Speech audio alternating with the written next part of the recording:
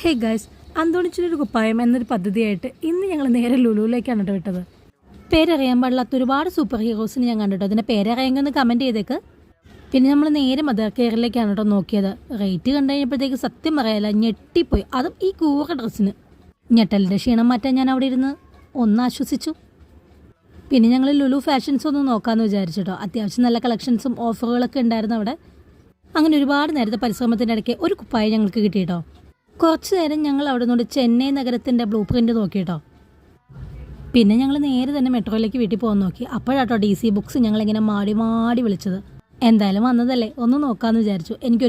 ഞാൻ ഒത്തിരി ആശിച്ച് വാങ്ങണമെന്ന് വിചാരിച്ചിരിക്കുന്ന ബുക്കുകളൊക്കെ അവിടെ ഉണ്ടായിരുന്നു കേട്ടോ. KR മീര എൻ്റെ ഫേവറേറ്റ് റൈറ്ററാണ്. പിന്നെ കുറച്ച് നേരം കൊച്ചിയിലെ ഭംഗിയൊക്കെ നോക്കി നിന്ന് ഞങ്ങൾ മെട്രോ വന്നത് നോക്കിയിട്ട് നിന്നിട്ടോ.